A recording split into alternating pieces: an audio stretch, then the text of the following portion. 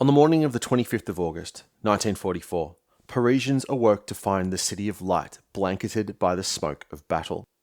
After 4 years of relative peace, combat had erupted across the city. A week earlier, on the 19th, hearing of the massive Allied victory in Normandy, elements of the FFI, or French resistance, began seizing dominant positions and buildings across the city. For the better part of a week, the German garrison attempted to capture these strongpoints, and once more, French and German blood flowed through Paris's picturesque streets. Despite their disadvantage in materiel and firepower, the men and women of the resistance knew that Germany's time in France was short. On the night of the 24th, the lead elements of General Leclerc's Free French 2nd Armoured Division entered the city, and by midday on the 25th, its tanks were rolling down the Champs-Élysées. That afternoon, the German garrison surrendered, and Paris was, once again, free. The Allied victory in Normandy had been utterly decisive. Not only was essentially all of France now liberated, but the vast German armies in the west were now little more than a routed rabble, fleeing desperately for the Reich's borders. On June the 6th, the Wehrmacht deployed no fewer than 59 divisions in France and the Low Countries, the majority of which were concentrated in the Normandy and Pas-de-Calais sectors. Over 20 had been brought to battle in Normandy's bocage country, a viciously close maze of hedgerows, closed lines of sight, and blind corners. The Normandy campaign was as attritional as any battle of the Second World War. The combination of the extremely constrained battlefield geometry, relatively small front, and vast concentrations of firepower gave the Battle of Normandy its own macabre flavour. Almost a third of the Wehrmacht's vaunted panzer forces had been consumed in the fire, engulfed in the deadly cacophony of Typhoon, B-25, and 17-pounder. Not only had Panzer Group West and the 7th Army been ground to a bloody pulp, but by refusing to commit to an orderly withdrawal, Hitler had transformed an operational defeat into strategic disaster. Even as Patton's Third Army was rampaging across northern France, Hitler ordered the most capable and mobile elements of the 15th Army to move west of the Seine River, a water obstacle which was rapidly being made impassable by Allied air power, making these units ripe targets for envelopment. By doing so, he also crippled the only intact field army in France that was in any position to mount a credible defence. Along with virtually all of the 7th Army and Panzer Group West, these elements were trapped in the massive encirclement on the Seine River, an envelopment facilitated by the destruction of every bridge between Paris and Le Havre. For these units, escape meant abandoning all heavy equipment, including artillery, vehicles, and anti-tank guns. Without these critical weapons and assets, which are essential in modern war, the men who did escape were virtually powerless to oppose Eisenhower's heavily armed, mechanized juggernaut. By the day Paris was liberated, 3 German field armies had been eviscerated by the Western Allies, and the road to the Reich lay wide open. On the 25th of August, Supreme Headquarters Allied Expeditionary Forces Intelligence Assessment, abbreviated as SHAEF, concluded. 2.5 months of bitter fighting, culminating for the Germans in a bloodbath big enough for even their extravagant tastes, have brought the end of the war in Europe within sight, almost within reach. The strength of the German armies in the West has been shattered. Paris belongs to France again, and the Allied armies are streaming towards the frontier of the Reich. Before D-Day, SHAEF's planning staff had developed a long-term strategic concept outlining a plausible campaign in France and the Low Countries, which would inevitably occur once the Allied armies had broken out from the Normandy beachhead. SHAEF had assumed that the Allies would hold the line of the Seine River by approximately D+90, or 3 months after D-Day, but concluded that this barrier could not be forced before several deep water ports had been secured in Brittany and Quiberon Bay, and Eisenhower had an army of no fewer than 60 divisions at his disposal. Once this force had been established, the Allies would attack on a broad front, pushing the Germans back to the West Wall. This general outline was later adopted by Eisenhower as his campaign plan. But the combination of superior Allied mobility and disastrous German operational decision-making had rendered much of its assumptions moot. In fact, the victory in Normandy was more complete than any of its planners could have dared to hope. On September the 4th, the day Antwerp fell, Hitler reinstated Field Marshal Gerd von Rundstedt as Commander-in-Chief West. On paper, the force he had inherited from Field Marshal Model was very impressive. In addition to the 59 divisions he had commanded in early June, an additional 13 had been transferred to France from other sectors, bringing the total number of German divisions on the Western Front to 72. But, in Model's estimation, that massive paper army had a real-world frontline strength of just 25 divisions. Such was the scale of German defeat in the French campaign. This tiny force now had to man a front stretching from the North Sea to the Swiss border. Most alarmingly, of the 11 Panzer and Panzer Grenadier divisions that were deployed to the Normandy front, only 11 Kampfgruppen remained. Unlike the Western Allies, the Germans never motorized their armies. The vast majority of German divisions relied heavily upon rail and horses for operational mobility and logistical support. Indeed, even in 1944, in a typical German line infantry division, 2/3 of its heavy equipment such as artillery and anti-tank guns were horse-drawn. Despite its magnificent panzer divisions, the Wehrmacht was still, at its foundation, a marching army, and thus, in any battle with the completely motorized and mechanized Western Allies, the burden would fall ever more heavily on these highly mobile forces. Consequently, the immolation of Panzer Group West was a disaster of the greatest magnitude, one that appeared fatal. Given the Wehrmacht's limitations, the destruction of approximately 45 German divisions in Normandy and the Seine encirclement had presented the Allies with a golden opportunity. Notwithstanding the truly colossal Soviet forces that loomed across the Eastern Front, in 1944 it was in the West that the Germans faced a truly fatal threat. Despite the utterly ruinous defeat inflicted upon Army Group Center during Operation Bagration, in the East the Germans had the luxury of space. There was nearly 1,500 kilometers between Smolensk and Berlin, but as General Charles de Gaulle entered Paris, the Allies were just 300 kilometers from Germany's industrial heartland. Located in the Westphalian Plain, the Ruhr Valley is the largest urban area in Germany. The wider region contains the industrial cities of Dortmund, Essen, and Duisburg. Blessed with abundant coal reserves, this region became the engine of Germany's Industrial Revolution, driving an economic development that would propel the Kaiserreich to become one of the world's premier economic powers.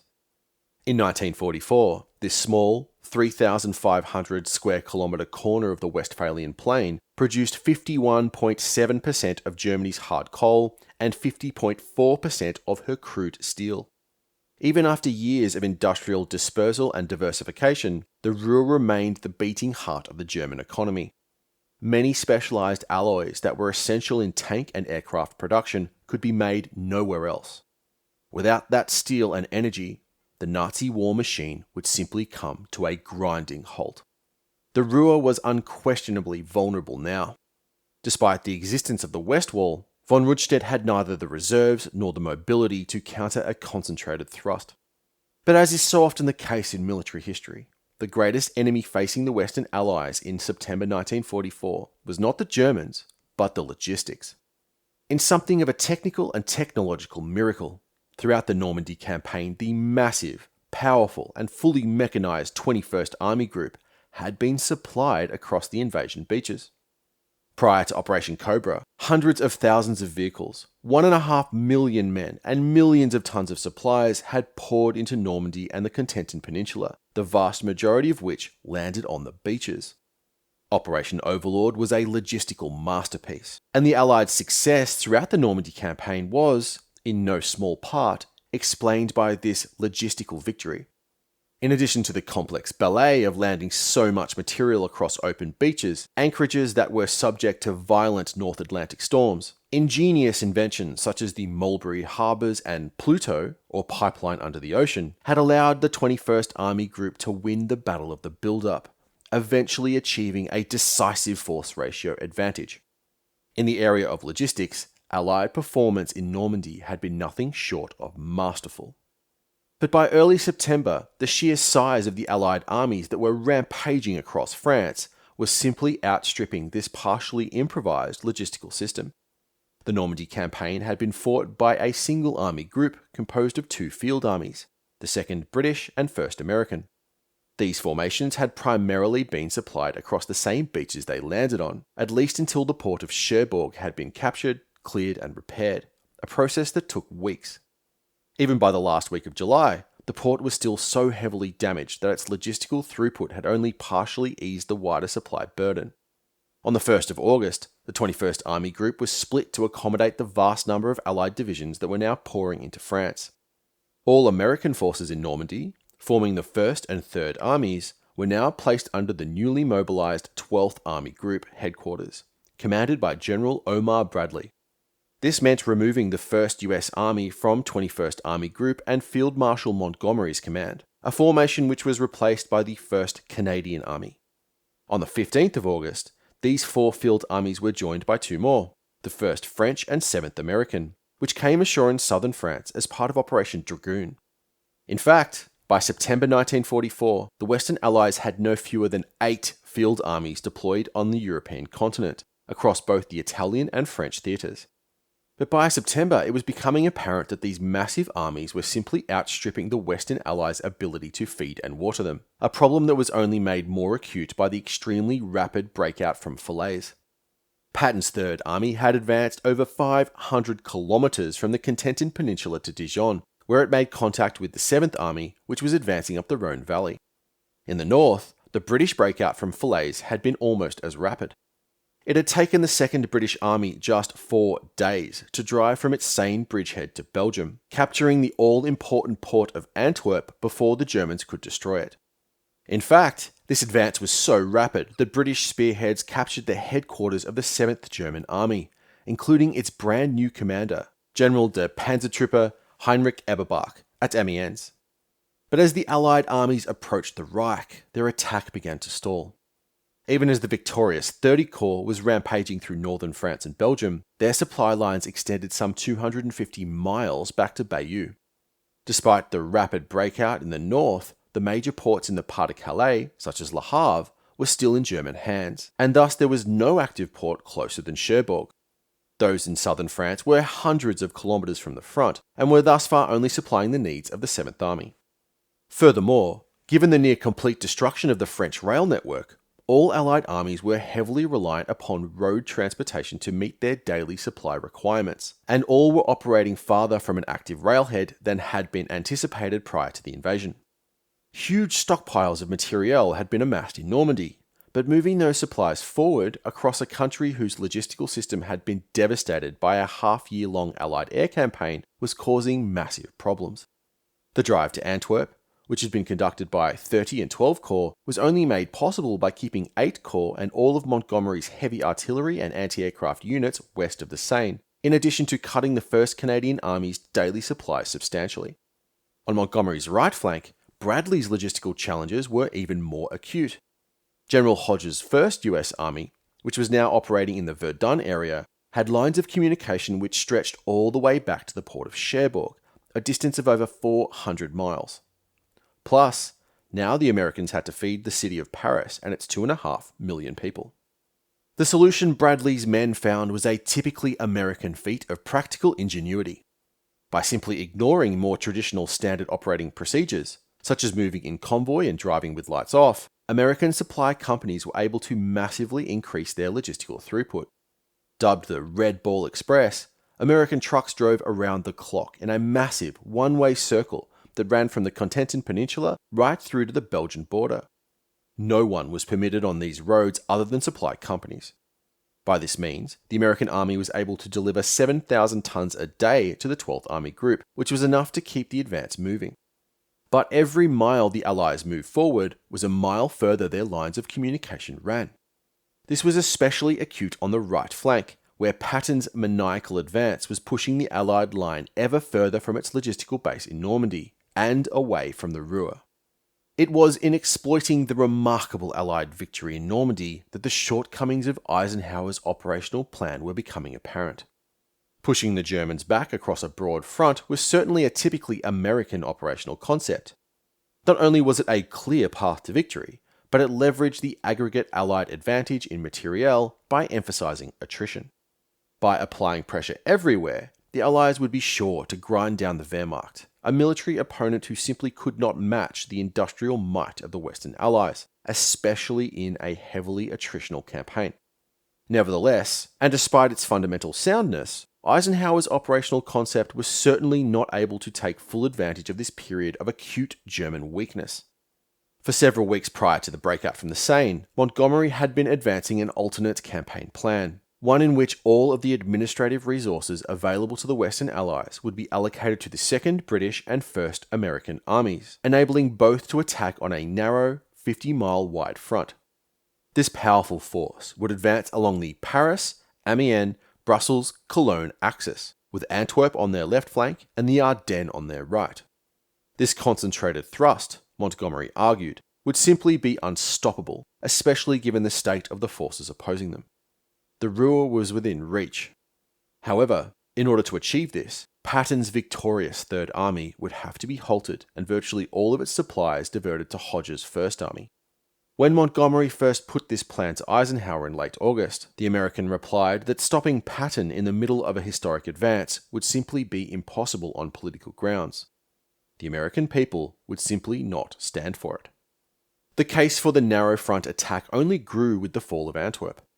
The British advance had been so rapid that it had effectively created a gap between the 15th German Army, which was pinned in a large pocket along the coast, and what remained of the badly mauled 7th.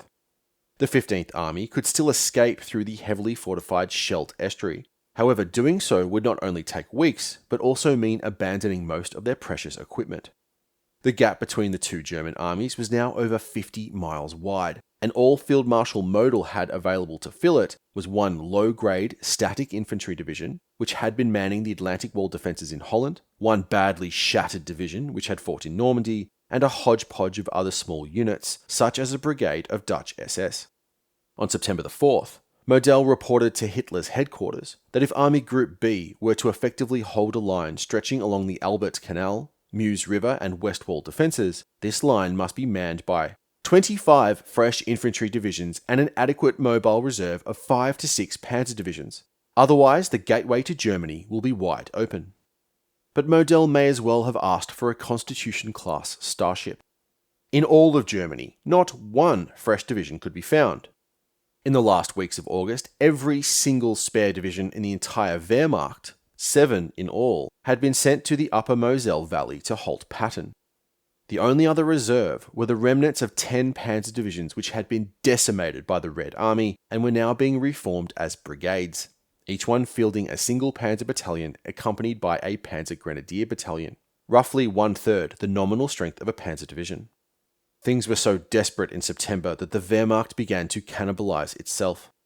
The 4 Werkkreise, or military districts, in western Germany were ordered to organize their depot staff into a division headquarters and mobilize every man they could find. These included ordnance and training staff, an act of desperation that would badly inhibit the flow of trained replacements. It was at this moment of utter desperation that salvation arrived in the unlikely form of Hermann Göring. He reported to OKW that the Luftwaffe had some 6 regiments of paratroopers that were in various stages of retraining or re-equipping, and 2 more that could be generated by mobilizing convalescents. Of these 20,000 well-trained paratroopers could be added another 10,000 personnel from various other Luftwaffe units which had been grounded due to a lack of fuel. All of these men were young, fit, and ideologically motivated. This force formed the core of the 1st Parachute Army, commanded by a pioneer of airborne operations, General Kurt Student. He was ordered to deploy this force into Holland and close the gap between the 15th and 7th Armies. But even with this respite, the German position was desperate. After assuming command, von Rundstedt reported that he required approximately 2,000 tanks to make good his losses. In all of Army Group B, there were only 150 armoured fighting vehicles operational. Opposing this shattered German army was a massive concentration of combat power. In Belgium, facing the now gaping hole between the 15th and 7th armies, was a force of 8 armoured divisions and 2 independent armoured brigades, an army that was directly supported by several Allied tactical air forces which were operating from southern England. Montgomery was adamant that this opportunity would not present itself in perpetuity.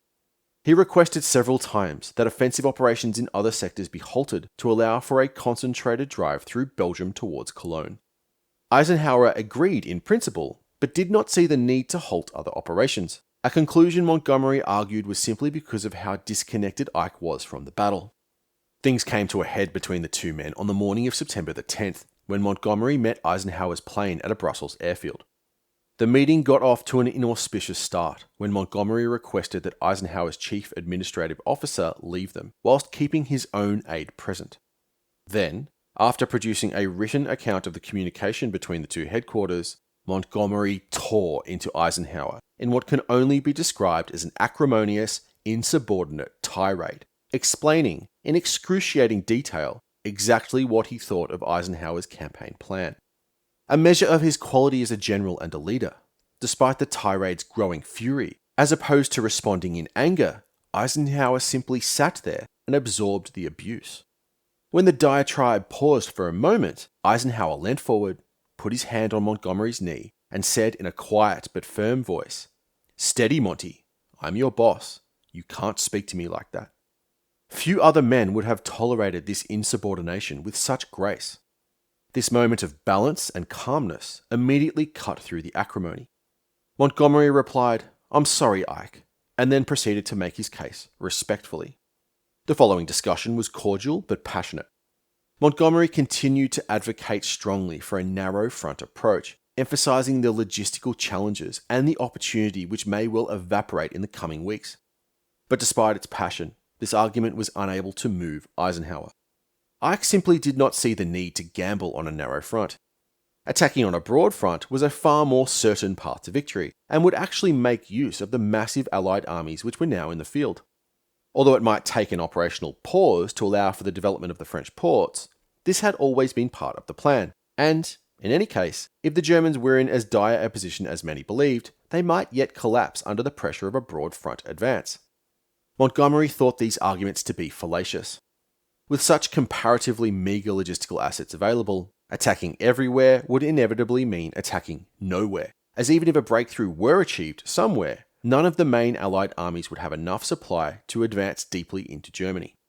But, try as he might, he could not move his American superior. Montgomery's attitude and his haughty and entitled treatment of his American allies did little to help his case. The argument that Monty should be reinstated as Supreme Land Force Commander to oversee this narrow front attack made Bradley and the other American generals skeptical, and the passion with which he advanced this concept raised questions as to his motives. With the growing American dominance of the forces in France, perhaps the great British general was becoming uncomfortable with his diminishing role within the campaign.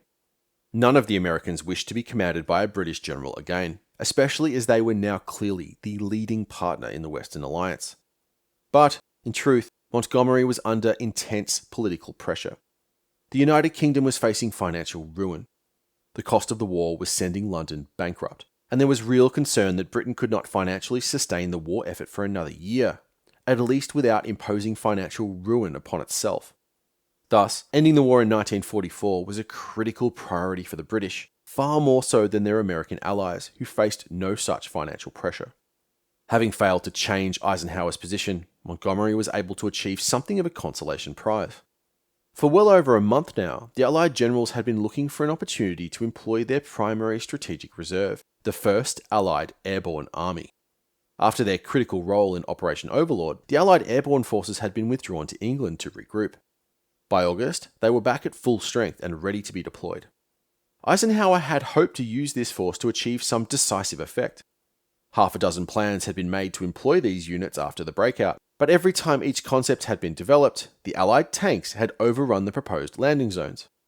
In early September, Eisenhower had proposed that the 3 airborne divisions should be dropped in the front of the 1st US Army in the Maastricht-Aachen area to cut a hole in the Siegfried Line, but this was rejected by Bradley, who had little faith in airborne forces. But, with his hopes of a narrow front assault dashed, Montgomery now turned to this one strategic reserve. He proposed that these airborne forces be used in the northern sector to outflank the majority of the Westwall defences.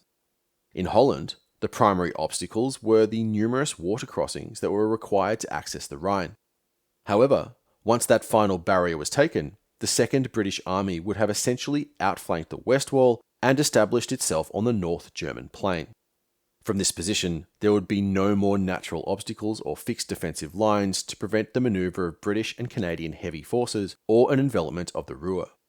This plan was both imaginative and bold. In fact, for Montgomery, it was uncharacteristically risky. If it worked, it held some realistic promise of taking the Ruhr before the onset of winter and potentially bringing the war to a close in 1944. But the now named Operation Market Garden was fraught with risk. In order to achieve its wider strategic purpose, crossing the Rhine, the 3 airborne divisions would have to be deployed in depth, forming a carpet some 50 miles deep. This made the last of the 3, the British 1st Airborne Division at Arnhem, the most vulnerable. It was so far from the British front line that any delay in 30 Corps' advance would leave the formation exceedingly vulnerable to counterattack, especially by German heavy forces. But with so much on the line, including the future of the United Kingdom as a great imperial power, Montgomery decided that it was worth the risk. D-Day was set for September the 17th, 1944. Operation Market Garden, the most ambitious airborne operation in military history, opened with an astounding display of air power. A full-strength airborne corps was dropped across central Holland. The 101st Airborne Division was tasked with securing several minor river crossings at the city of Eindhoven. The 82nd Airborne was headed for Nijmegen and its bridges over the Maas and Waal rivers. Finally, the British 1st Airborne had been given the task of taking the crown jewel, the Rhine crossing at Arnhem. 1,073 troop transports and 478 gliders conveyed 3 airborne divisions to their drop zones, a force that was supported by no fewer than 1,113 medium bombers and 1,452 fighters. In total, over 4,600 aircraft were employed on the opening day of Operation Market Garden, and of that number, only 76 were shot down. But despite this overwhelming display of technological and material superiority, from its very opening moments, the operation began to unravel. General Kurt Student, the commander of the newly arrived 1st Parachute Army, was sitting at his desk in the village of Vort, 8 miles from an American LZ.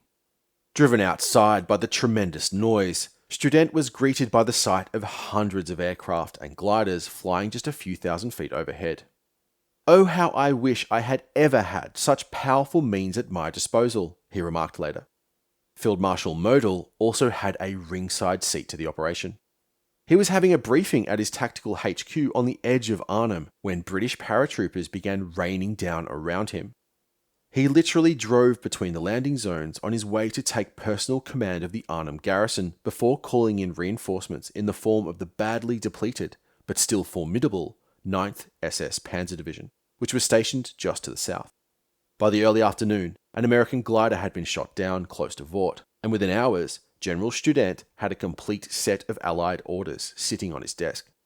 German reserves were certainly meagre, but with the 2 most important commanders so well situated, and now armed with a good intelligence picture of the operation, the Germans were well disposed to react effectively.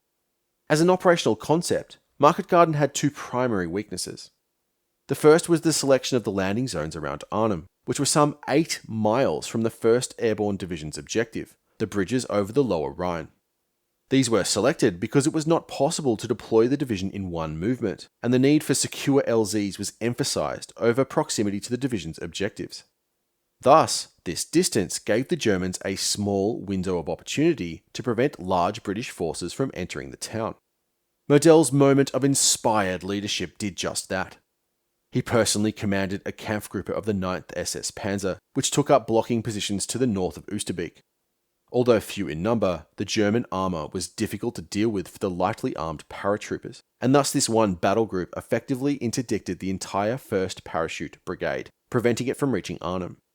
In all, just the 2nd Parachute Battalion and a smattering of other elements, a force of around 500 men, actually secured the northern end of the road bridge in Arnhem itself. However, the southern end was firmly held by a company of SS. The unexpectedly rapid German reaction had exploited a key weakness in the plan, and throughout the rest of the battle, the majority of the division was unable to reinforce this lone battalion and secure the bridge. The other major problem with Operation Market Garden was the primary axis of attack. Their lack of mechanization, armor, and heavy weapons made airborne divisions exceedingly vulnerable, especially to heavy units such as panzer forces. Thus, it was imperative that the 3 airborne divisions be rapidly reinforced by Allied armor.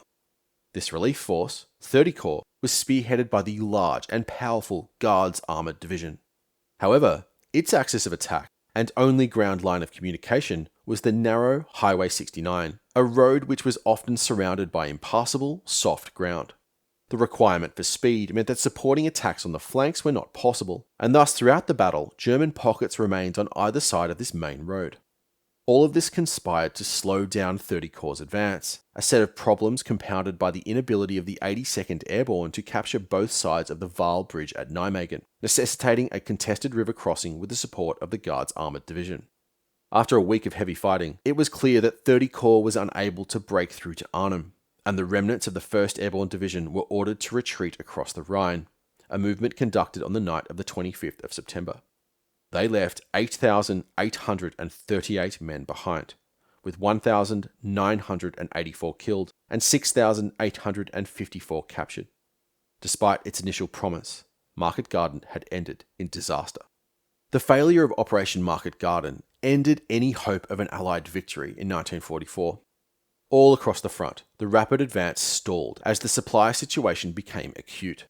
Both Patton's 3rd Army and a corps of the 1st Army were literally stopped for periods of up to a week for lack of fuel. On September the 22nd, Eisenhower held a conference at Versailles to discuss Allied operational strategy.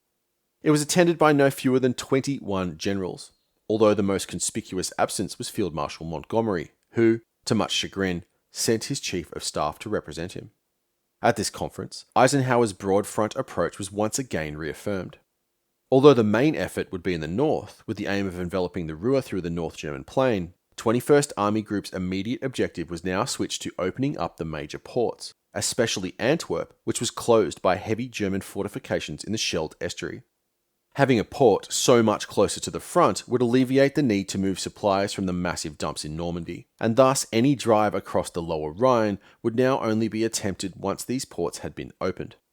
Given how challenging this task was, especially taking heavily fortified islands such as Walcheren, Eisenhower decided to shift US forces north, relieving a corps of the 2nd British Army to the north of Aachen. As September turned into October, it was clear that the victorious and rampaging Allied offensive had culminated.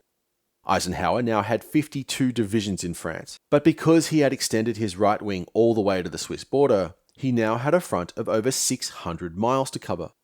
Each Allied divisional frontage was now some 10 miles, leaving the line thin in many places. Several Allied corps were still in northern France, immobilized by a lack of transportation. The advance had simply outstripped its own logistical base. There were still dozens of American divisions waiting to be deployed, but the lack of palletized port facilities in France, which could handle crates, was forcing them to land in England first. The wide-scale operational pause was a godsend for the Wehrmacht.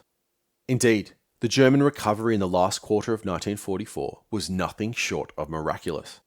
During the months of June, July, and August, the Wehrmacht had sustained losses of 1,210,600 dead, wounded, and missing, 2/3 of which occurred on the Eastern Front. To this frightful number can be added 254,225 horses, which were still vital in providing German infantry divisions with logistical support and mobility. Despite its losses, Germany still had colossal forces in the field.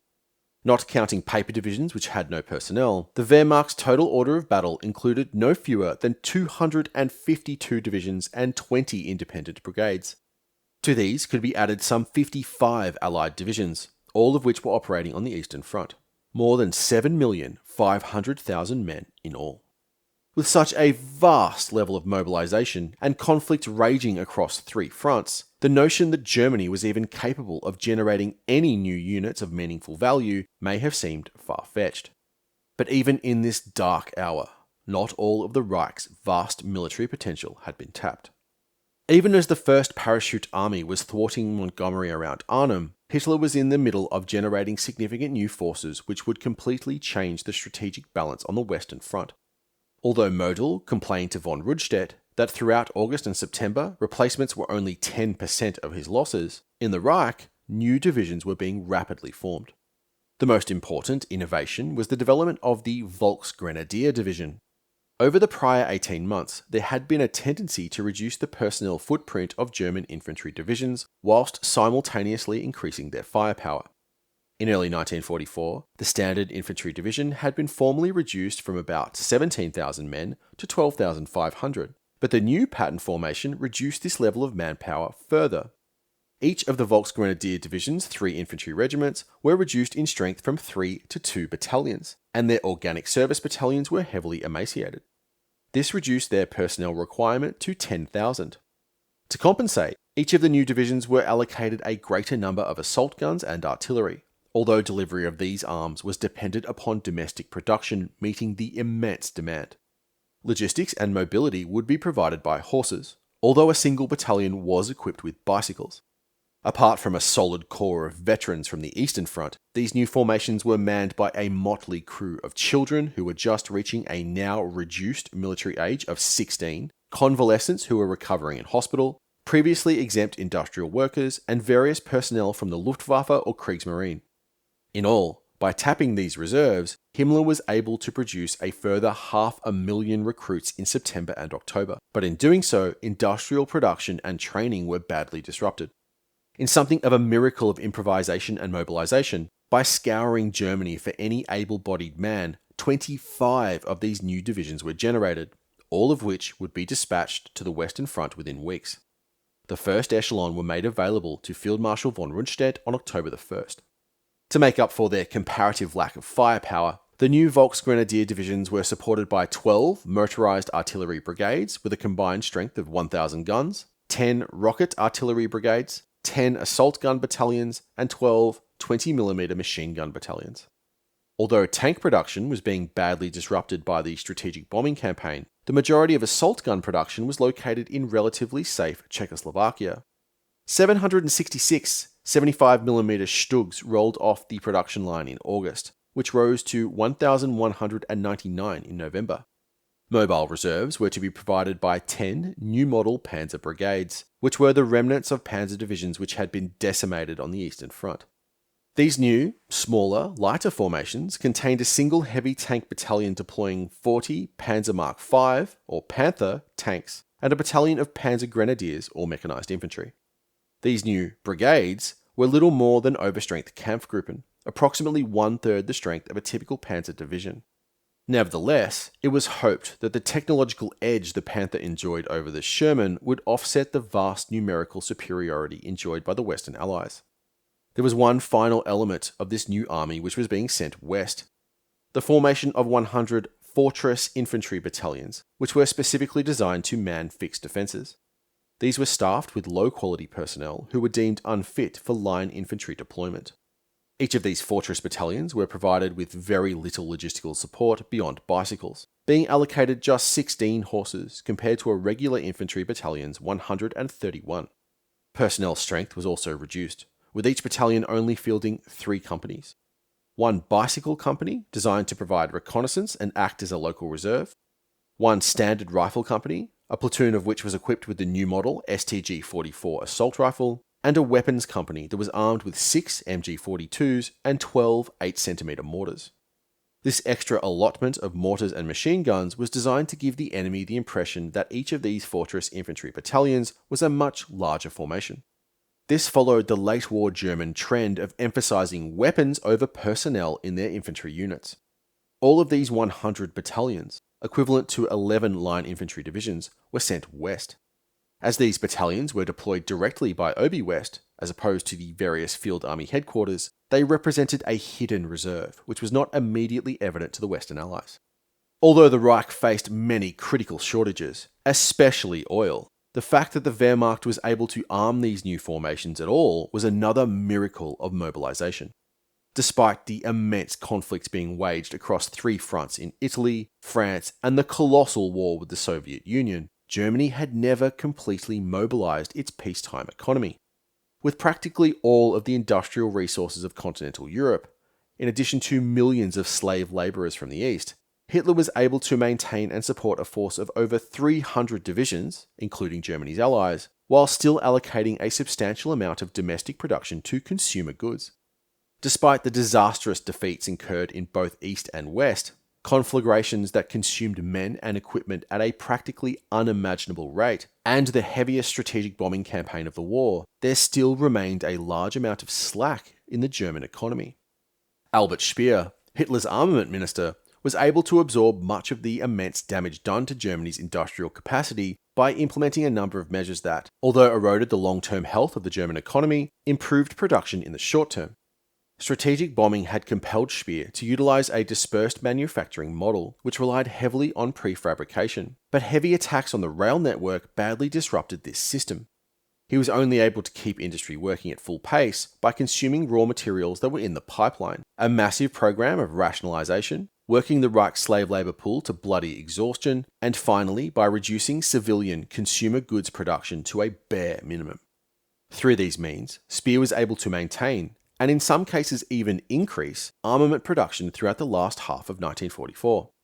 For example, rifle production stood at 249,080 in July, and despite a fall of nearly 50% in September, by November, Germany produced over 213,000. Production of machine guns, anti-tank guns, mortars, and infantry guns actually increased over this period, and ammunition stood steady at approximately 300,000 tons per month. The only major arm whose production dropped in late 1944 was tanks. In the month of June, Tiger production stood at 106 units, but due to a series of raids by the US 8th Air Force on the factory in Kessel, that number dropped to just 36 in November.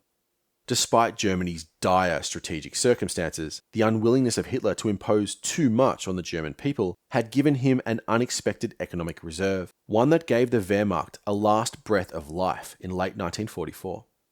Through these utterly desperate measures, in September, Hitler was able to scrape together some 135,000 men with which to man the Westwall, but given their complete lack of mobility and firepower, these forces would be unable to conduct any kind of meaningful mobile campaign. But luckily, at least on paper, the Germans had just such a defensive belt, a position known to the Americans as the Siegfried Line. In Germany, it was called the Westwall. Construction of a defensive line on Germany's western border began in earnest in 1936 after the remilitarization of the Rhineland. Originally intended to act as Germany's equivalent of the Maginot Line, the initial belt of fortifications ran opposite to its much more famous French cousin, along the line of the Saar River. However, with escalating tensions in 1938, the line was massively extended, eventually stretching from the Swiss border to the Dutch lowlands. Dr. Fritz Todd was tasked with its development. Todd was an able engineer who had supervised the construction of the Autobahn. By the end of September 1938, he had over 500,000 men working on the Westwall, a project that consumed approximately 1/3 of Germany's total annual cement production. When completed in 1940, the line stretched from the area north of Aachen to the Rhine and then along the river's course to the Swiss border.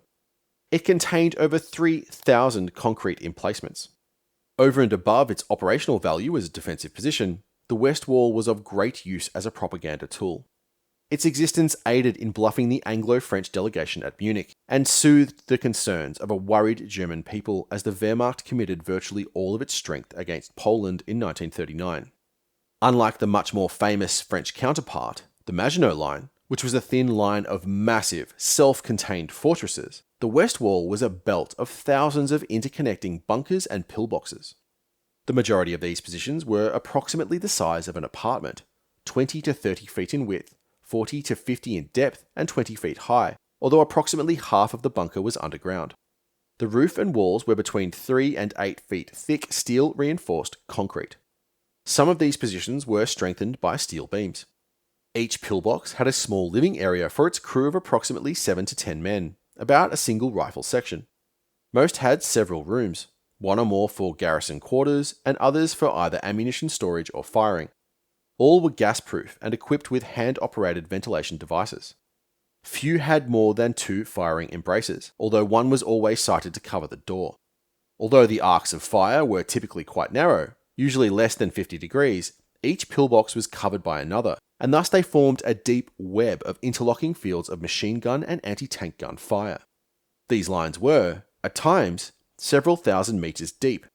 Across large stretches of the Westwall, these bunkers covered rows of tank obstacles such as Dragon's Teeth, with positions sited approximately 200 to 400 metres behind these defences. Apart from the thinly developed area around Geilenkirchen, the density of bunkers and pillboxes averaged approximately 10 per mile, or 1 every 150 metres. This ensured each was covered by at least one other position. The strongest portion of the line was the segment constructed in 1936 along the Saar River between the Moselle and the Rhine. After that, the next strongest portion was a double band of defences protecting the Aachen Gap, the traditional invasion route leading into Germany. The extreme northern segment of the Westwall, from Geilenkirchen, about 15 miles north of Aachen, to Cleve, consisted only of a thin, single belt of scattered pillboxes backing up natural obstacles. South of Geilenkirchen, the pillboxes began to appear in a definite pattern of clusters on a forward line backed up by occasional groups a few hundred metres to the rear. At a point about halfway between Geilenkirchen and Aachen, the density of the pillboxes increased significantly, and the line split into two bands about 5 miles apart. The major city of Aachen lay in between the two. At a point near the northern end of the Schnee-Eifel, the heavily forested national park, the two bands merged to continue all the way south to Trier as a single line with pillboxes in medium to heavy density. The greatest concentration in the Eifel was near the southern end of the Schnee-Eifel, where the terrain is relatively open. Even at its inception in the late 1930s, the West Wall was never designed to be impregnable. Rather, its objective was to slow down any penetration in order to allow mobile reserves to counterattack. In 1940, there were over 100 divisions facing the French, allowing an average divisional frontage of 5 miles. These vast forces were also supported by thousands of artillery tubes, which would concentrate their fire on any breakthrough. None of that was true in 1944. Although work had conducted up until the fall of France, once the western defences had been pushed to the Atlantic, the West Wall had been abandoned. Many of its positions had been left to nature, and some were so overgrown that they could not be identified by Allied reconnaissance. Although many bunkers had been electrified and provided with dedicated communications, given the dilapidated state of these positions, this was unlikely for most.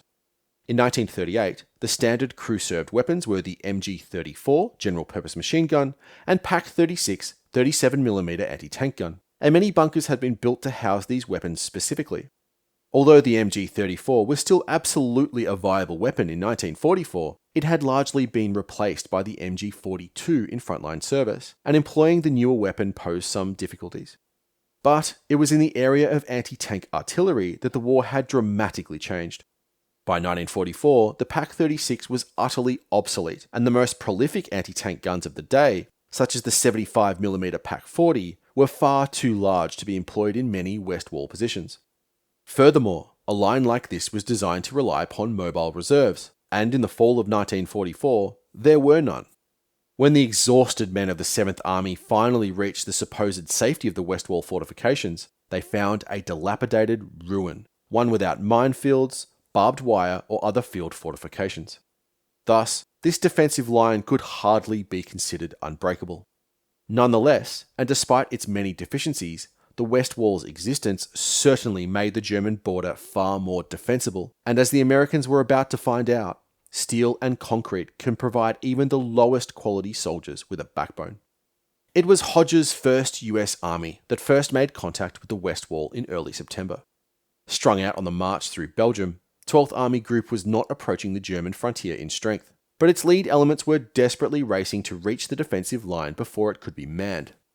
Their primary opponent in the Aachen sector, the 1st SS Panzer Corps under General der Waffen-SS George Kepler, was so depleted that its 4 divisions had now been folded into 2, the 2nd SS Panzer and 2nd Panzer Divisions. When it reached the West Wall, the mighty 2nd SS Panzer Corps amounted to no more than 3 nominal Panzer Grenadier regiments, each with the strength of a reinforced battalion, a few support battalions of pioneers and a smattering of other garrison troops. It had just 6 tanks operational across the entire Corps front, 3 in each division. But despite this weakness, when the lead elements of the 5th Corps made contact with the West Wall in the Schnee-Eifel, they were stopped cold. Eventually, the 28th Division was able to create a small, vulnerable salient in the defences, but their advance was limited. 7th Corps was able to penetrate the first belt of obstacles in the Aachen Gap to the south of the city, But when the Americans attempted to bypass Aachen and breach the second line around Stolberg, they were thwarted by a timely German reinforcement. A counterattack by the fresh 12th Infantry Division on the 3rd Armoured Division's Combat Command B rescued a desperate situation, and for a moment had the thinly stretched Americans reeling. With this new and far more serious resistance encountered in the Aachen Gap, it was clear to 1st Army Command that they lacked the strength or supplies to breach the West Wall, and thus the 7th Corps Commander, General Collins, ordered an operational pause.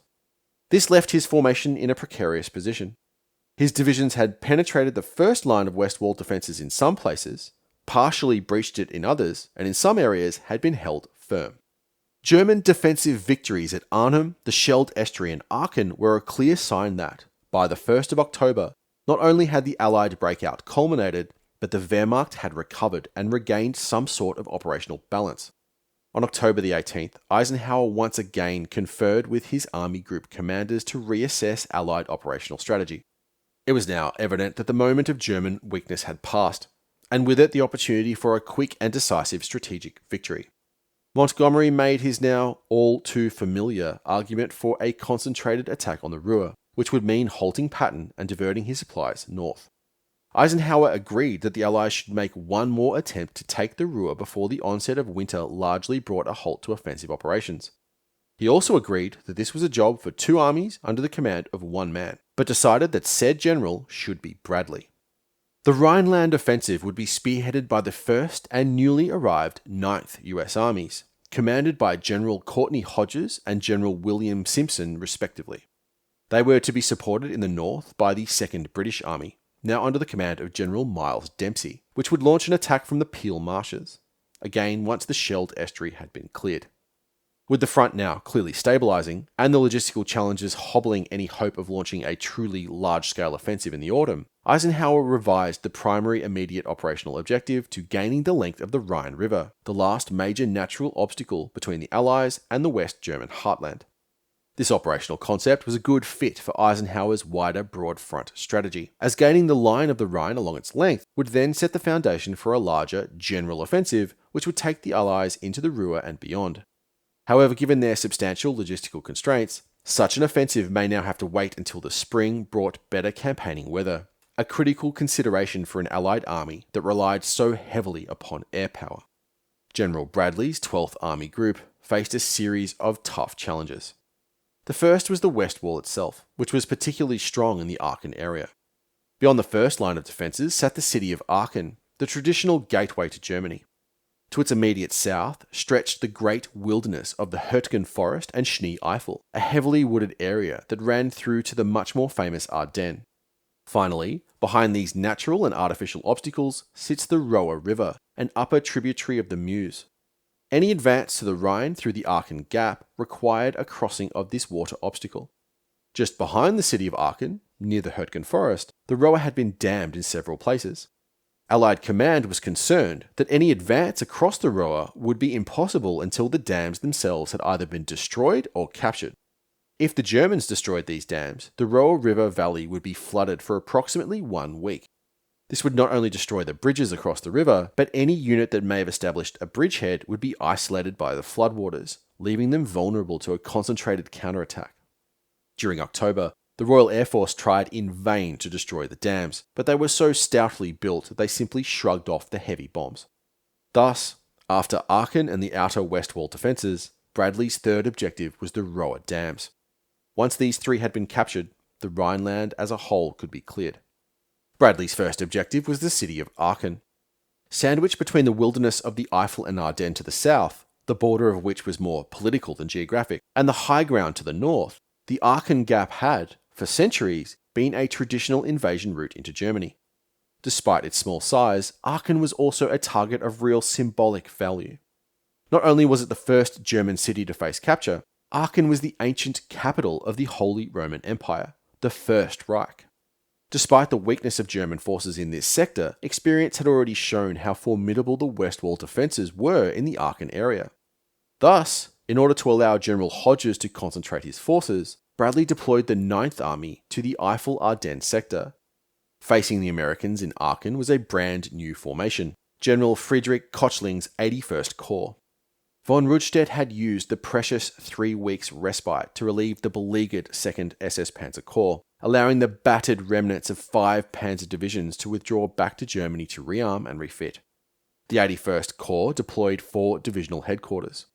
The 183rd and 246th Volksgrenadier divisions, which were at full strength but were mostly staffed with barely trained men, and the understrength 12th and 49th Infantry divisions. Hodge's plan for the battle involved a pincer attack spearheaded by 2 infantry divisions, the 1st and 30th, which would be supported by several other formations, including the 2nd and 3rd Armoured divisions, which were to exploit any breakthrough. The attack's primary objective was to breach the Westwall defences to the west of Aachen and then envelop the city, avoiding urban combat if possible. The 30th Infantry Division's attack began on the 2nd of October. Breaching the Westwall defences was perhaps more reminiscent of engaging Japanese bunker complexes in the Pacific than the dashing armoured thrusts that had typified much of the combat in France. As they entered the main belt of defences, each pillbox had to be engaged by its own set-piece attack. Under the cover of a heavy artillery bombardment, infantry and engineers would have to assault and envelop each position, requiring a careful and deliberate approach. Even with overwhelming artillery and air support, it took at least half an hour to clear a single fighting position, and more often than not, when a bunker had been successfully taken, the Germans launched a counterattack. Hard fighting had not been expected from an enemy that many thought already beaten, and as the attack developed, the Americans were surprised by the determined resistance. Not only was each bunker fiercely held, but on several occasions bridgeheads and breaches were lost to determined German counterattacks. Perhaps one of the most serious developed on the 8th of October. By that point, the 30th Division had cleared a substantial portion of the defensive line, and in a desperate attempt to plug the gap, the Wehrmacht launched a vicious counterattack on the town of Alsdorf. This assault was made in brigade strength. In total, an infantry regiment, the 1st Assault Battalion, and a Kampfgruppe of the 108th Panzer Brigade, including over 40 tanks and armoured fighting vehicles, advanced towards the town. The attack was only driven off after some very heavy fighting and the commitment of an entire medium tank battalion. The Southern Pincer launched its offensive on the 8th of October. The 1st Division's attack was, perhaps, a little better prepared than the 30th. When the assault regiments left their fighting positions, they did so under the cover of a terrifying artillery bombardment. They were also better able to employ tank infantry tactics to more successfully engage the fixed defences. Within 2 days, the 1st Division had taken its primary objectives: the town of Verlottenheid and Hill 321, which was a dominating terrain feature in the Aachen area. The Germans counterattacked here too, but most of these were broken up by heavy and accurate artillery fire. Despite the heavy fighting and mounting casualties, with American forces now poised to completely envelop the city, Model committed his reserves, the 1st SS Panzer Corps. Hill 231 was the scene of some of the most intense fighting in the Battle of Aachen. This position dominated the city below and allowed the Americans to complete the encirclement. Consequently, Model ordered several counterattacks aimed at recapturing this dominating feature. One of the fiercest was conducted by the 3rd Panzer Grenadier Division. That morning, General Denkert directed his division to make a pair of converging thrusts on Hill 231. Making the main effort, the 29th Panzer Grenadier Regiment manoeuvred north, skirting a forested area east of Verlottenheid. It was supported by the 506th Tank Battalion and its 15 Tiger tanks. This manoeuvre was supported by a convergent attack made by the 8th Panzer Grenadier Regiment on the flank along the Aachen-Düren Railroad east of Eilendorf. These two pincers converged on a lone infantry battalion of the 16th Infantry Regiment, which stood little chance of withstanding this massed divisional attack, one reasonably well supported by heavy tanks. But once the Germans left the cover of the tree line, they were greeted by the full fury of American firepower. Between the high ground and the forest was an area of flat, open terrain, all of which had been pre-sighted. As the Grenadiers advanced into this artillery kill zone, they were hammered by the massed fire of some 6 field artillery battalions. Watching this awesome display firsthand, General Denkert later remarked that an advance through this fire was impossible. It was equally impossible to feed the attack from the rear, to move up reserves or ammunition. But little did he know that this attack was more successful than first thought. The massive artillery fire stopped the dismounted German infantry in their tracks. However, the Tiger tanks ploughed on until they reached the American line. They simply drove over several of the 16th Infantry's foxholes, and a vicious, close-range fight ensued. Had these tanks been adequately supported by infantry, it's almost certain that the 16th Infantry Regiment would have broken. But with such overwhelming fire support acting as a force multiplier, Model's major counterstroke was stopped in its tracks. With Aachen now completely enveloped, the task of reducing the city fell to the 1st Infantry Division. However, with its forces spread thinly holding the line of encirclement, General Hübner, the divisional commander, actually had less men available to attack than the Germans had garrisoning the city. Just 2 battalions of the 26th Infantry Regiment, which had not yet been committed to battle. Facing them were approximately 5,000 Germans, most of which were members of the 246th Volksgrenadier Division, at that time commanded by Colonel Wilk. Despite a heavy air and artillery bombardment, when the assault battalions entered the city, they found its defences largely intact. Although not heavily fortified prior to the battle, its garrison had spent the last month turning every building and cellar into a pillbox or fighting position. The fighting in Aachen was a typically grim example of urban combat. With so many fortified buildings, the battle devolved to the company and platoon. For example, Colonel Daniel's 2nd Battalion divided its forces into platoon-sized tank infantry teams. Each infantry platoon was allocated a medium tank or tank destroyer, and each was tasked with clearing a specific building. The tank infantry tactics employed were typical of American doctrine. The tank would pour sustained fire into any building that was suspected of putting up resistance, allowing the infantry to flank the position and clear it with grenades. This approach was slow and careful, but effective. However, the sewers beneath the city proved to be a persistent problem. Bypassed German rifle sections would often appear in the rear of assault platoons, executing deadly ambushes. In a particularly grisly operation, these had to be cleared with flamethrowers. Despite the sustained attack, several positions were so stout and resolutely held that self-propelled 155mm howitzers were brought up to level the buildings with direct fire. By these methods, the 1st Infantry slowly reduced the city, reaching Colonel Wilk's headquarters on the 21st. They were about to level the building with close-range 155mm fire when a pair of captured American engineers emerged waving white flags and carrying Wilk's written offer of surrender. The Battle of Aachen was over, and although it had been a clear American victory, the tenacious German defense had cost the Allies dearly, in time, men, and materiel. In over a month of fighting, the 30th Division alone lost approximately 3,000 men, with another 2,000 casualties incurred by the 1st Infantry. In total, the 1st US Army suffered nearly 20,000 casualties in the month of October. German losses were even more severe. 11,637 German prisoners were taken during the battle, and approximately another 5,000 were either killed or missing. The city itself was now a shattered ruin that reeked of death, its streets littered with broken glass, destroyed vehicles, dead bodies, and rubble. By fighting this hopeless battle, von Rundstedt and Model had bought precious time. During the month of bitter combat, the Germans had been at work developing a new line to the east. This defensive belt followed a line of natural obstacles that ran through the Hurtgen Forest to a series of coal mines around the town of Stolberg, where it rejoined the Westwall proper at Geilenkirchen. It would be here, in the dark depths of the Hurtgen Forest, a nearly impassable natural wilderness, that the United States Army would face some of the most bitter combat of the Second World War. If one were to gaze east from the small border towns to the southeast of Aachen, before you stretches the vast green blanket of the Hurtgen Forest. Along with the Eifel National Park, the Hurtgenwald is one of Germany's great woodlands. The wilderness area, which also crosses into Belgium, is approximately 30 kilometers wide and 20 kilometers deep. Most of the Hurtgen Forest is untouched wilderness, with very few roads or trails.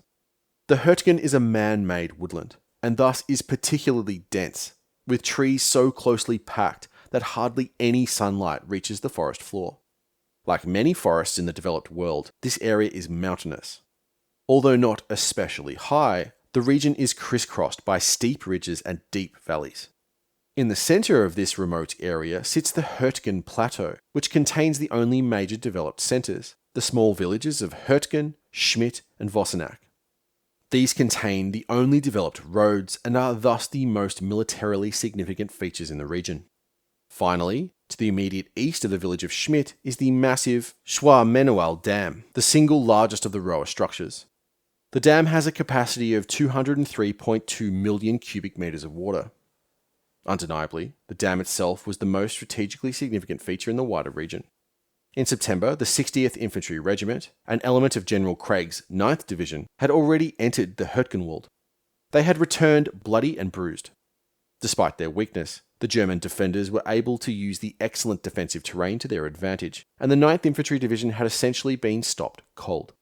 As the First Army began preparing for its attack on Aachen, its commander, General Hodges, now had to contend with the sprawling wilderness which stood between him and the Roer River. The Hurtgen Forest was hardly ideal terrain for a large mechanized offensive, but, in General Hodges' estimation, it could simply not be ignored. The most straightforward plan for the First Army was to just bypass this feature. They could certainly drive through Aachen and make a right hook, enveloping the Hurtgenwald and taking the Roer dams from the rear. This would obviously avoid engaging the Germans in such ideal defensive terrain, but neither General Hodges nor the 7th Corps commander, General Joseph Lawton Collins, were well disposed to this idea. Collins had served in the 1918 Meuse-Argonne offensive, and just as the Argonne Forest had served as a perfect area for the concentration of enemy forces which would threaten the American left flank, so the Hurtgen Forest seemed to offer the Germans the same opportunity to threaten 7 Corps' right. If it were bypassed, with such thick country it would be very difficult to detect or disrupt the concentration of German reserves, and the Aachen salient, which would have been produced by bypassing the forest, would be a prime target for a counterattack. Thus, and despite the difficulties of the terrain, it was decided that, along with the Aachen offensive, a supporting attack had to be made in the Hurtgen Forest. Despite the operational significance of the Schü-mine and Uft dams, these were not the primary objective of the 9th Division's October attack. This was, in effect, a supporting operation to the Aachen offensive designed to protect the right flank of the 7th Corps. Therefore, the primary objective was not to clear the forest, but to simply deny it to the Germans. One of the defining features of the Hurtgenwald is its lack of communications. The entire area is almost devoid of major roads or rail lines. What few roads there are converge on the villages of Schmidt and Vossenack, which are separated by the deep ravine of the Raschelsbach-Kohl River. Therefore, if these small towns could be taken, particularly Schmidt with its road nexus, the Wehrmacht would struggle to effectively use the Hurtgen Forest as a staging area for a large-scale counterattack on Aachen. Or, at least, so the thinking went in First Army headquarters. The task for taking Schmidt was left to General Lewis A. Craig's 9th Infantry Division. Like much of the Allied armies which had just completed such a rapid and long advance, in September, the 9th Division found itself stretched thin. When the first attack had been made, which was in fact more of a reconnaissance in force, its divisional front ran for almost 20 miles. Thus, Craig had simply not been able to achieve sufficient concentration to make any headway.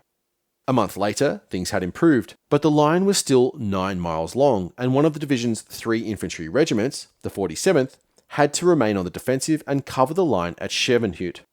This left only 2 regimental combat teams, the 39th and 60th Infantry, available for the Schmidt attack. Even this limited concentration required large sections of the front to be held by engineers and other support units. Consequently, the main hopes for the October attack's prospects lay not in overwhelming American strength, but supposed German weakness. In the estimation of the 9th Division's intelligence officer, Major Houston, the German opposition across the division's entire 9-mile front amounted to no more than 5,000 men, composing 14 separate fortress and replacement battalions. These disparate infantry battalions had no meaningful brigade or regimental organisation, and were only loosely affiliated under an understaffed divisional headquarters, making a coordinated defence difficult. Houston evaluated German leadership as excellent, but noted that morale was characteristically low. In essence, American intelligence assessments were highly accurate, but what they failed to appreciate was that with defensive terrain this formidable and a pre-prepared defensive line to man, higher level organisation and even morale might not have the same effect on the battle as one would typically expect. Manning the Hurtgen Forest defences were the battered remnants of 2 infantry divisions, the 353rd and 275th.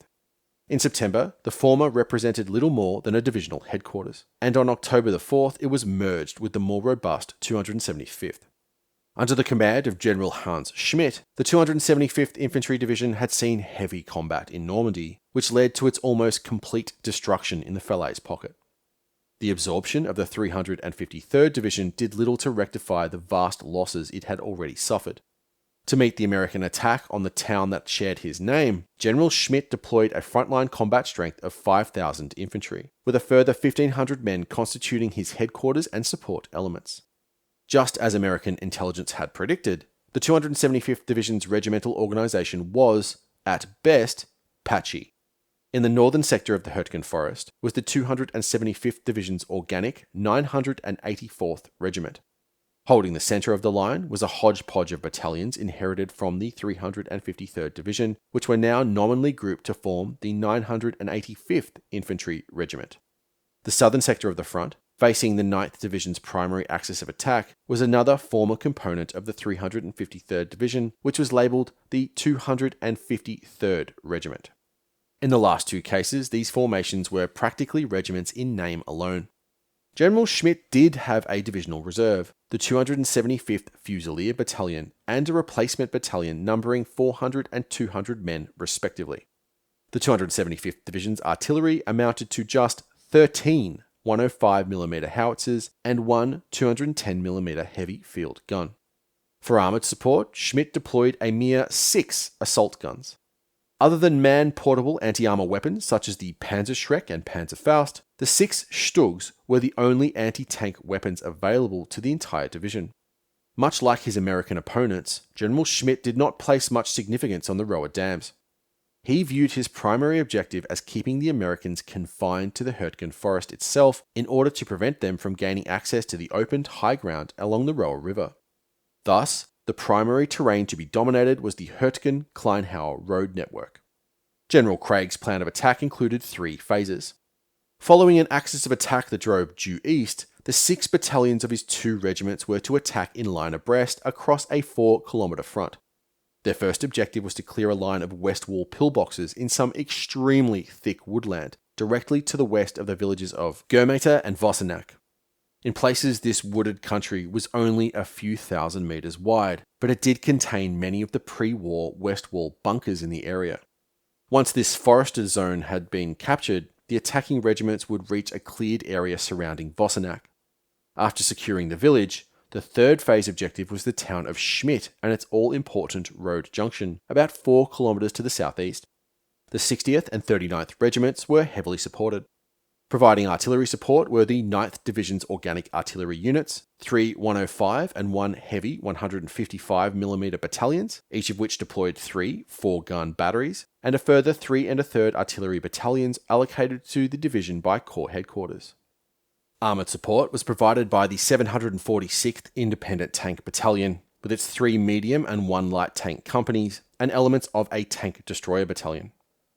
Finally, the attack would receive substantial tactical air support, including 7 squadrons of fighter bombers from the 9th Tactical Air Command.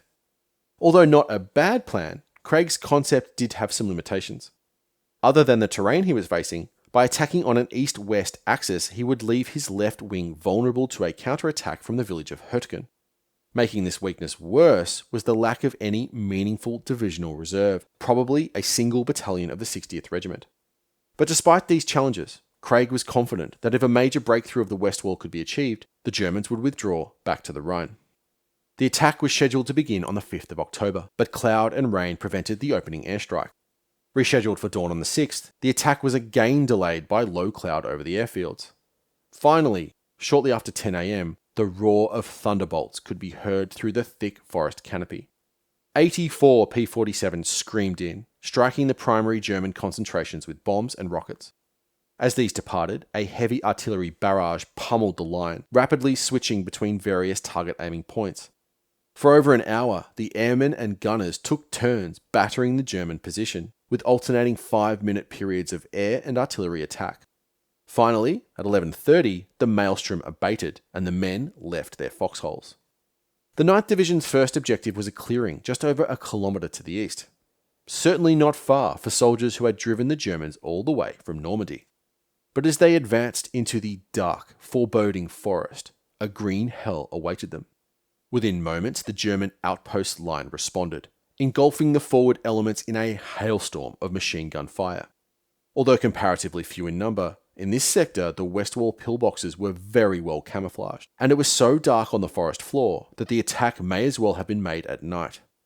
In the centre of the line, the 60th Regiment's 2nd Battalion was stopped cold by the outpost line before the primary defensive belt. Despite the ferocious bombardment, these bunkers were all intact, and as the troopers of the 60th advanced, the pillboxes met them with a lethal rain of fire, the terrifying sound of the MG-42 immediately sending whole companies to ground. It would take the battalion nearly a week to clear this outpost line. On the left flank, the 39th Infantry had a little more success, pushing back the outposts. However, as they advanced, they encountered increasingly heavy and accurate fire from a line of bunkers on the other side of the Weisse Valley. The fighting here was so costly that one company of the 2nd Battalion, which was engaged along the Weisse, ended the first day of battle with 2 officers and 60 men, a little more than a platoon. As the assault companies tried to flank each pillbox, many were decimated by German artillery. Despite only having 14 howitzers available to aid in the defence, the German gunners were greatly aided by the terrain. The Hurtgen Forest is so thick that it was almost impossible for a diving shell to actually reach the ground. Virtually all of them exploded in the trees. Air-bursting artillery fire is particularly devastating to infantry, especially those who are exposed and manoeuvring. When a shell detonates just above the ground, a much larger area is subjected to the fragmentation pattern. Additionally, it is much more difficult to take cover from an airburst compared to a ground-level detonation. Thus, despite having so few guns in comparison to the Americans, with every 105mm artillery shell airbursting above the advancing infantrymen, casualties were severe. Although it was not engaged by any small arms fire during the first day, one battalion lost over 100 men to shell bursts in the trees above them on that day alone.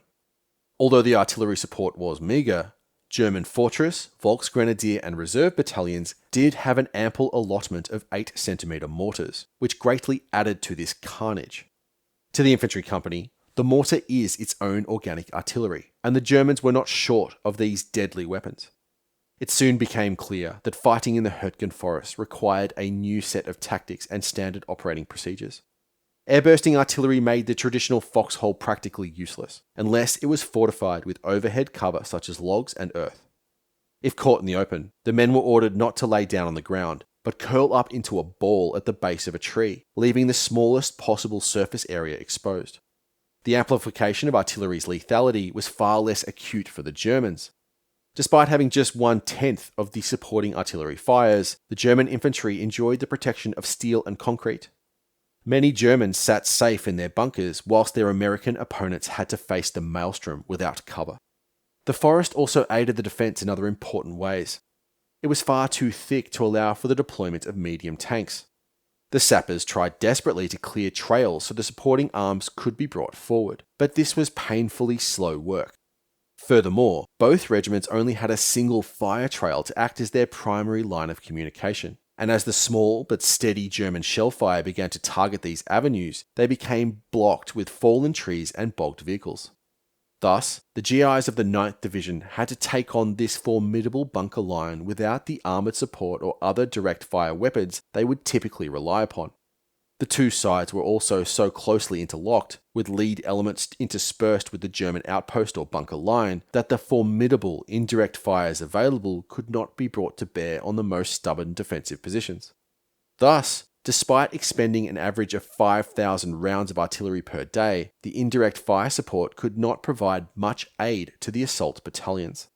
Consequently, throughout the first few days of the offensive, it rapidly devolved into a slow, plodding, unsupported infantry attack, where every yard gained was paid for in gallons of American blood. Despite the fierce and stubborn resistance, some headway was made on the second day of the battle. In two separate areas, small gaps were found between bunkers, and 2 infantry companies were able to penetrate the pillbox line and reach the cleared ground overlooking the villages of Reichelskorl and Görmete. They had reached their first phase objective, but neither Colonel Thompson nor Colonel Chatfield had any desire to continue the advance into the clear, open ground without armoured support. Thus, the two formations dug in and waited for the sappers to clear the trails and fire breaks wide enough to allow the supporting armour to move forward. This task was greatly complicated by the still extant German bunker line in the rear. Contrary to expectation, even with small penetrations of the line, the Germans were not abandoning the West Wall. In fact, despite their material inferiority, the motley crew of children, convalescents and old men were fighting hard, aided in their struggle by Forest and Bunker. The German commander, General Schmidt, was surprised that the Americans had chosen to attack in extensive, thick and nearly trackless forest terrain. But despite this unforeseen attack, he was not slow to react. Schmidt quickly mobilized his divisional reserve, the 275th Fusilier Battalion, and just as the Americans expected, had committed it against the left wing of the 39th Infantry Regiment. But when the Germans went over to the attack, all of their defensive advantages were lost. As soon as contact was made with the Fusiliers, their counterattack was brought to a rapid and bloody halt by the massed artillery fires of the division. On the 8th of October, General Schmidt launched another counterattack, this time by the 275th Division Engineers and 600 men of the 983rd Regiment. Now it was the Germans' turn to experience the shocking impact of hundreds of 105mm artillery shells airbursting in the trees above them. Both attacks fell back in bloody disorder. Notwithstanding the meagre resources available in the Hurtgen Forest, General Schmidt's defenders were still holding the 9th Division firm. On the 8th of October, the Americans noticed a considerable increase in the volume of incoming artillery fire. General Strobe, the 74th Corps commander, had deployed an artillery battery from the neighbouring 89th Division, in addition to supporting fire from the Volksartillerie Corps, an artillery brigade attached to the 7th Army headquarters. This more than doubled the amount of available artillery fires supporting the defence. As useful as the additional artillery tubes were, in terms of infantry units the help was minimal. The 7th Army commander, General Brandenberger, provided meagre assistance in the form of 2 fortress infantry battalions, both of which incurred crippling losses the day they were committed to battle. For both sides, the Hurtgen Forest was quickly becoming a meat grinder, where machine gun and air-bursting artillery consumed men in their hundreds. As the battle reached its third day, the 275th Division was continuing to hold a cohesive line along a clearing to the east of Goemete, preventing a breakout into the more open country beyond, but they were completely out of reserves. Things were getting so desperate that on the 9th of October, 2 companies of overage policemen from Düren were deployed into the line near Wittscheid. The German situation deteriorated further on the 9th. That day, American sappers were able to finally push through a fire break large enough to bring forward armour. With both attacking regiments now able to actually employ combined arms tactics, the German defences began to crumble. In the centre of the line, at Reichskall, Colonel Chatfield's battalion attacked in a wedge formation behind a platoon of M4 Sherman tanks. This attack progressed so rapidly that the German line was overrun. When a lieutenant rose from his foxhole to engage the tanks with a Panzerfaust, he was literally cut in half by a 75mm shell. After witnessing that horrific sight, his men, almost 100 of them, surrendered. Clearly, the lack of anti-tank artillery and armoured support was a critical German weakness. By October the 10th, both regiments had gained the tree line, running along the open ground near Goemete. The path to Vossenack seemed to lay wide open. But the 9th Division's communications were still very insecure. In many areas to their rear, there were intact pillboxes, and supply parties were being routinely ambushed by German patrols and snipers. To the men overlooking the open ground, their newly won position seemed to be very insecure indeed. Despite these setbacks, forward patrols found the village of Goemete abandoned. The Germans had withdrawn, and the first phase objective had been secured. From the attack start line west of the Wieseweh Valley to the first clearing and the village of Goemete, an advance of perhaps 1,500 metres, had taken almost a week and cost the 9th Division's 2 regiments almost 1,000 men, killed, wounded or missing. Before any advance could be made on Vossenack, General Craig was determined to make his hold on Goemete more secure. The 60th Regiment's 3rd Battalion was ordered back into the forest with the objective of clearing a bunker network on the right flank and taking a road junction which would be essential in improving the regiment's communications. Although the attack began in the same grim fashion as the previous 6 days of fighting, after a lead company cleared a German pillbox, the assault gained momentum. The defensive fire seemed to slacken, and groups of enemies started surrendering. Within 3 hours, the whole area had been secured, including the road junction and surrounding high ground.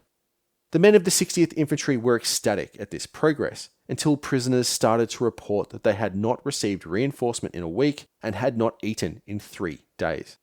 Perhaps this was not a sign of the general collapse the men were hoping for. With this area cleared, the 9th Division was able to move forward a number of tanks and tank destroyers. However, this complicated the tenuous supply position. Additionally, the forward battalion still had exposed flanks, and all of the division's reserves had been committed. In fact, elements of the 2nd Battalion were still trying to reduce a German position they had encountered on the first day of the battle. This vulnerability was exposed that afternoon, when a German company maneuvered around the right flank and attacked behind the frontline positions. This penetration was contained, but combat with this force continued all day. As the 60th Regiment attempted to clear the forest and the flanks, the 39th Infantry Regiment was ordered to continue the advance to Vosseneck and then Schmidt, the attack's ultimate objective.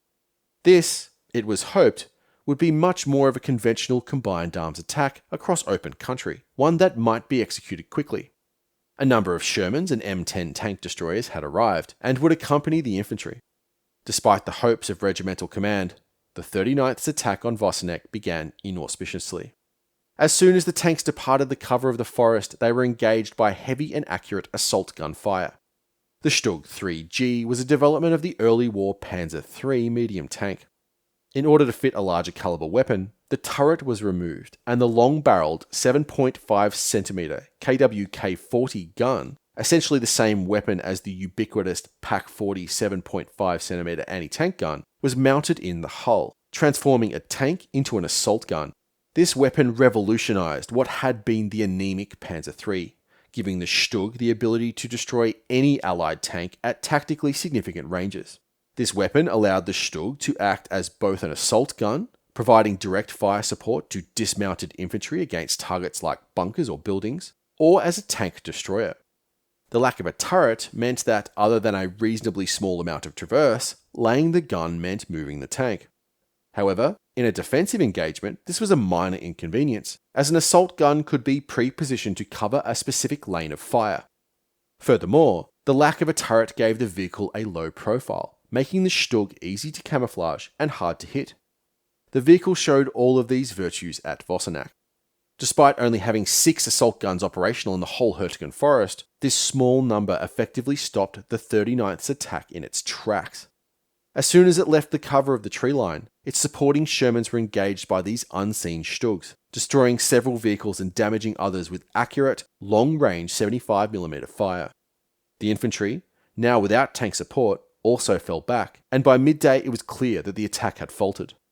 Seeing the destruction of the division's supporting tanks, a single battalion under Colonel Stumpf began looking for other, less well-defended paths. Keeping to the thick woodland and skirting open ground, Stumpf's battalion was able to execute a long left hook. They advanced over a kilometre without meeting any resistance. That evening, he was able to report to division headquarters that his lead company was now within a few hundred yards of the town and was poised to envelop it. Despite the promise of this attack, the 9th Division commander, General Craig, was apprehensive.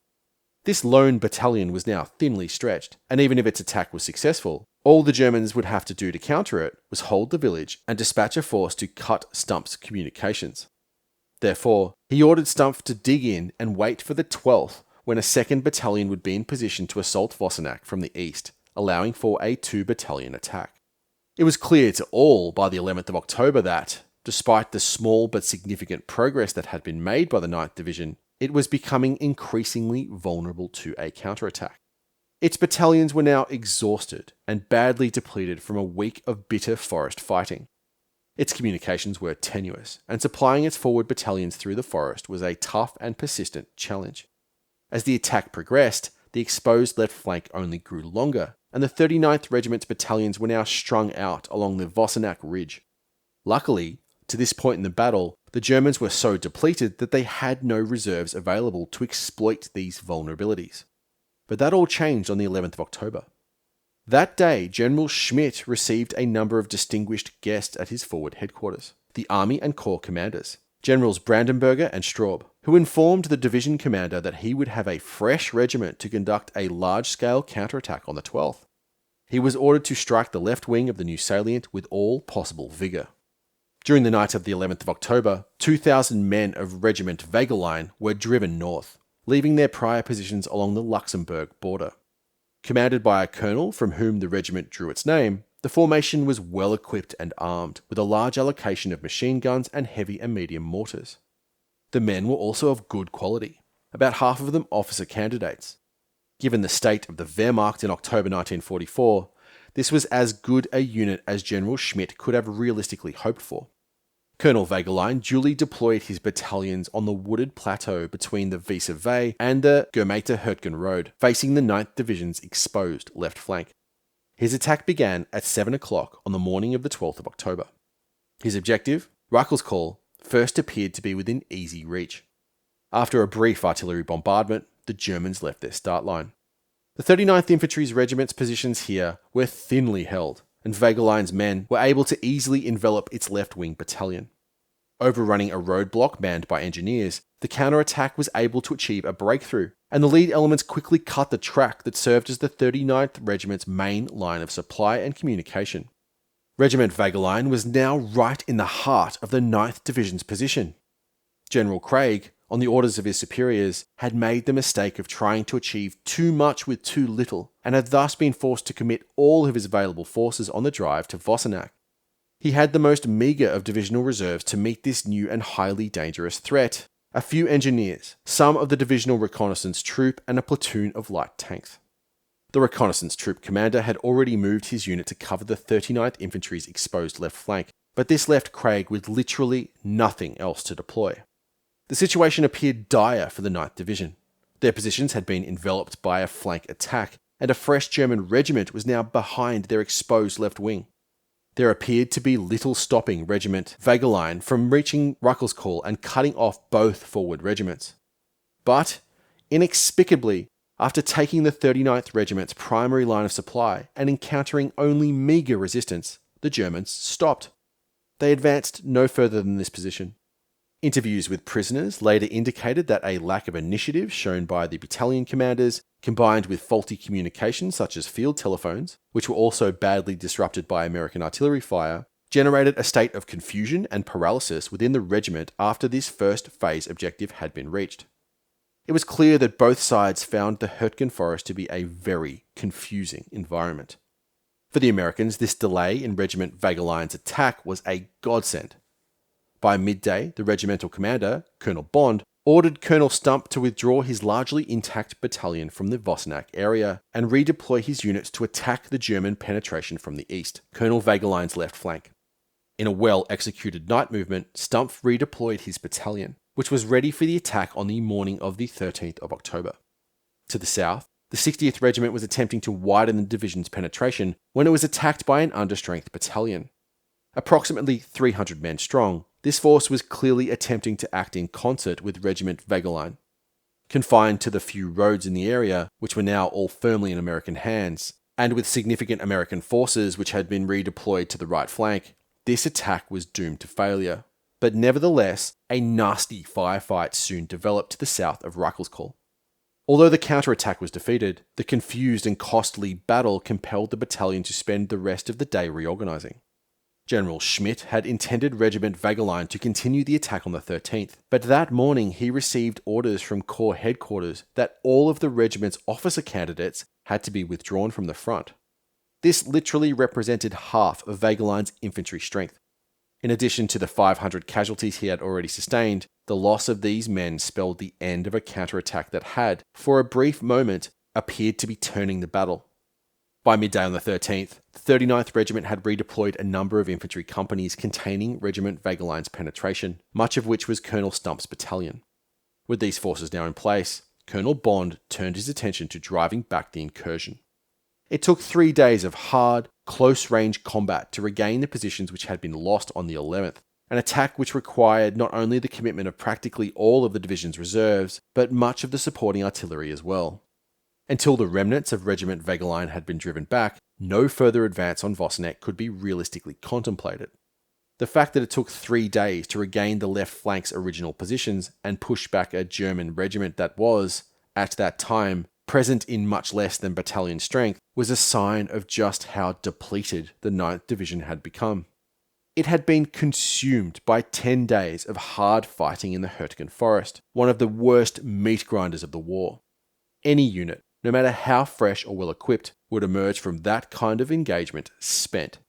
Much of the division's companies were at half strength or below, and the men who were still at the front, many of which were wide-eyed green replacements, were suffering the effects of such a vicious fight. Tragically, Colonel Wegelein was amongst those who had fallen. As he inspected Company E's perimeter, one of its non-commissioned officers shot him, killing his own colonel. But it was now clear that the 9th Division's attack had culminated, and the badly depleted unit had to be relieved. It had fallen far short of its ultimate objective, Schmidt. In nearly 2 weeks of fighting, the 9th Division had gained about 3,000 metres of the Hurtgen Forest, and in doing so had suffered more than 1 casualty per yard. When it left the line, the 9th Division had lost over 4,500 men, killed, wounded, or missing.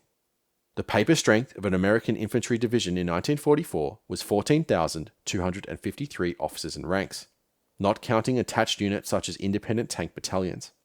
In that short time, the Hurtgen Forest had consumed the equivalent of an entire infantry regiment. For their part, the Germans suffered approximately 3,000 casualties, including 1,300 captured. A very small part of the Westwall had been breached, but the German defensive line was still intact. If the wider operational and strategic objectives which had been decided upon by Eisenhower, Bradley, and Hodges were to be achieved, then the attack on Schmidt had to be resumed. With the Battle of Aachen over, the responsibility for the main drive to the Rhine now fell upon the 7th Corps. Not wanting to have its energy, attention, and resources divided, General Hodges redeployed the First Army. The intercorps boundary was moved north, thus transferring all responsibility for the Schmidt sector to the neighbouring 5th Corps, freeing up the 7th to drive through the Aachen Gap. The 9th Division would be relieved by the recently rested 28th. It would now be up to the men of the Keystone Division, veterans of Operation Cobra, to take Schmidt. Soon, they would take their turn in the Hurtgen meat grinder. We can only characterize the first act of the Battle of the Hurtgen Forest as a German defensive victory. Yes, the Westwall had been penetrated across a front of perhaps 4 kilometers, but the Americans had not taken the critical road junction at Schmidt, and their attack had been contained at Vosseneck. The line had not been breached, and the 9th Division had been badly torn up in the attempt. How can the failure of the 9th Division's October attack in the Hurtgen Forest be explained, especially considering just how weak the German forces opposing them were? To understand why the German defense was so effective, we first need to appreciate what made the Western Allies so formidable in 1944, and why that changed in the dark depths of the Hurtgenwald. Perhaps the most widespread conception of the war on the Western Front is that Allied material superiority is the simple answer to Western victory. Certainly, Anglo-American industrial might, backed up by access to global resources, was a critical element in Allied strength. However, the way this advantage manifested was not simply through the Allies' ability to lose more tanks or aircraft in a straightforward battle of attrition. The most important consequence of their wealth was how it allowed the American and British armies to fight. Combined arms operations were absolutely foundational to Allied doctrine, and perhaps nowhere was this more evident than in the American army. In the last 2 years of the war, across any theatre, wherever American infantry went into battle, they did so with the aid of all of the supporting arms. The tank, infantry, artillery team was absolutely foundational to the American way of war, and it was this combination of arms that made them so formidable. With the possible exception of the Tommy, no infantrymen went into battle better supported than the GI. Practically every infantry attack went in behind the tanks, and the supporting artillery fire was not only prodigious, it was deeply integrated with the frontline units. Even in the depths of the Hurtgen Forest, the Germans were impressed by the American artillery, not only its fearsome firepower, but how rapidly and accurately it switched between targets, and this integration was facilitated by both excellent communications and airborne artillery observation. Furthermore, the addition of air power to the tank infantry artillery team only made it all the more capable, substantially increasing its firepower while simultaneously limiting enemy mobility. All of these supporting assets, which included complete motorization, acted as force multipliers, greatly increasing the speed, lethality, and general level of combat power an American infantry regiment could generate, far more than their German opponents, who often had to rely upon their own organic weapons. Obviously, the Wehrmacht emphasized combined arms operations as well, but they never had the resources to fully actualize the potential of these new systems and doctrine. Most famously, early in the war, the Germans concentrated their armored fighting vehicles into panzer divisions, highly lethal and mobile formations that were the spearhead of offensive operations, and the primary reserve when fighting a defensive. The Allies followed this pattern, creating armored divisions themselves. However, with the industrial might of the United States behind them, the Western Allies were able to apply the principle of combined arms across the entire force. Although American infantry divisions had no organic armor, in practice they were almost always allocated an independent tank battalion, each one of which had a paper strength of 53 medium and 17 light tanks, 70 in all. For example, the 746th Tank Battalion was attached to the 9th Infantry Division for almost the entire war. For many operations, an infantry division would also be allocated a tank destroyer battalion, a formation that would, at full strength, field some 36 M10 tank destroyers, vehicles that were later replaced by the more capable M38 Hellcat or 90mm armed M36. Consequently, it was typical in 1944 for an American infantry division, with its attached independent tank and tank destroyer battalions, to enter battle with over 100 armoured fighting vehicles, almost 2/3 the tank strength of a late-war panzer division. It was also just as mobile, with a huge allocation of heavy road vehicles such as trucks. Unlike their German opponents, you would not find a single horse allocated to an American infantry division. Although the Wehrmacht aimed to supplement its infantry divisions with assault gun battalions in an analogous fashion, they simply never had the resources to effectively do so. Instead, they aimed to enhance the combat power their infantry units could generate by improving their organic firepower, through the development of weapons such as the MG-42 and STG-44. It was this larger system of force multipliers that made the US Army of 1944 so capable. Now, with this wider context firmly in view, it's not hard to see why the 9th Division performed so badly in the Hurtgen Forest. The terrain itself deprived the 9th Division of many of these supporting assets and capabilities. The forest was so thick that armour could not be effectively employed, and despite their overwhelming advantage in the amount of indirect fire available, the combination of tree-induced airburst and concrete bunkers gave the outnumbered Germans the artillery advantage. Despite its awesome capability, the excellent American artillery and air support could not even locate the primary German positions, let alone bring accurate fire to bear upon them. Thus, the infantry had to try and penetrate a well-prepared defensive line unsupported. Just as occurred 30 years before across the countless battlefields of the Great War, this led to an attack in which thousands of lives were destroyed for meagre gains indeed. Moreover, at the small unit level, the Americans were now having to face an opponent who had an advantage in organic firepower. It was the forest itself that not only deprived the 9th Division of its typical advantages, but compelled it to abandon the American way of war. Given the tactical implications of an operation in such terrain, one has to question the wisdom of deciding to fight this battle in the first place. But nonetheless, the decision had been made. General Hodges had decreed that the Wehrmacht was going to be driven from the Hurtgenwald, one way or the other, a course that the October setback had only hardened. In fact, the Battle of the Hurtgen Forest had only just begun.